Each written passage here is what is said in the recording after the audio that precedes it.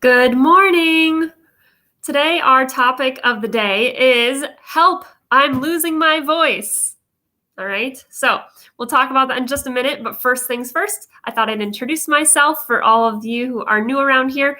My name is Andrea Oram. I am a music teacher.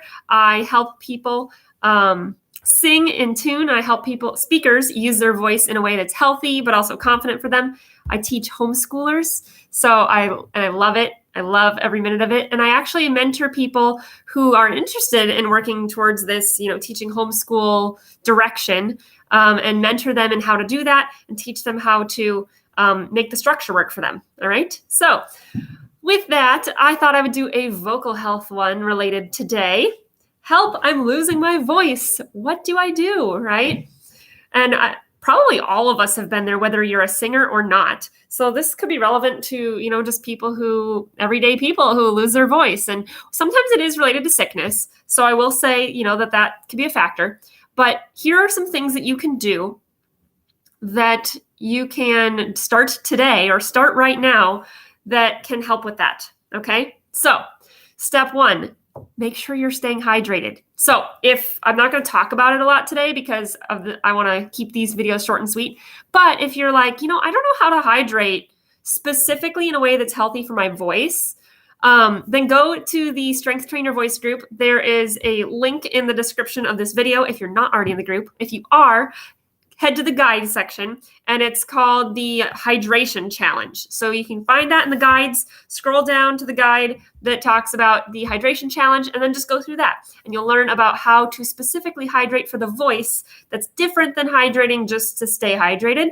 But that could be really helpful for you. So that's step one, make sure you're hydrated because that can affect your vocal health and losing your voice.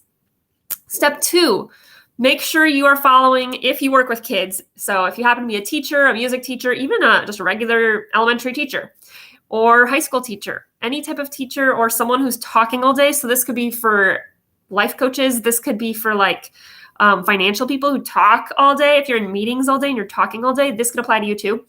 But the number one rule of vocal health, especially when working with kids, I actually did a video 2 or 3 days ago on that. So that's also in the guide section of the Strength Train Your Voice group. So those are 2 things that you can do that are proactive that I've talked a lot about in the past. So I'm not going to today, but today I want to talk about something specific that could be helpful in a large room or a classroom or a meeting room, a place where you have to talk a little bit louder, but you don't necessarily have the vocal bandwidth to project your voice well right now. So step one, make sure when you do project your voice that you are using breath support, okay? So that I've talked a lot about. I know I'm referencing the guide section of the Strength Train Your Voice group a lot, but the guide section of this group is gold. And if you are already in the group, tell me what you're enjoying in the guide section. Let me know what videos have been most helpful for you lately. But there is some information on breath support in there as well. So you want to have nice, good breath support so that you can project your voice stronger. But if you're struggling with losing your voice, you're like, I can't do that very well right now. I can't project my voice to the degree that I would want to. I normally am able to, right? So here is a tool that has helped me a lot in certain situations where I am giving all I have. Or I have 10 classes a day. So I have to figure out, okay, how can I support my voice the best I can? I'm already doing all those things that I already mentioned.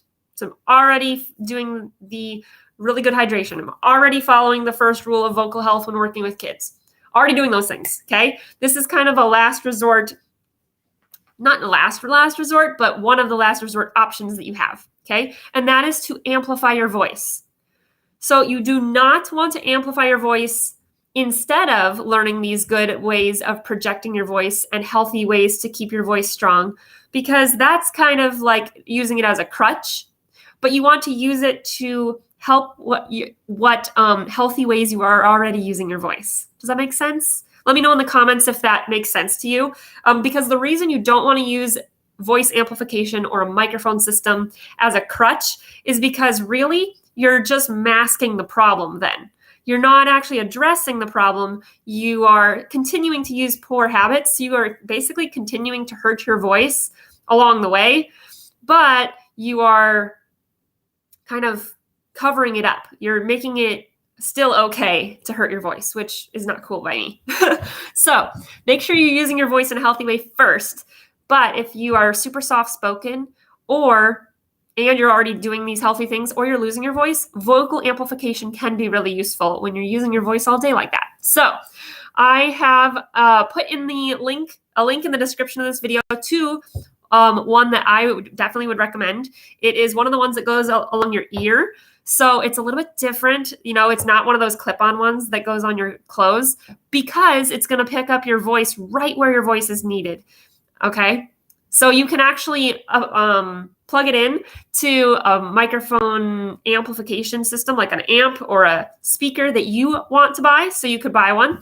Or if your school or your church or somewhere that you are hosting your classes already has something like that, either built into the wall, built into the ceiling, built into whatever they have going on, you can typically plug it in there. Just make sure that they have the appropriate plug-in systems set up for that. So make sure that it's compatible with those things before you purchase it.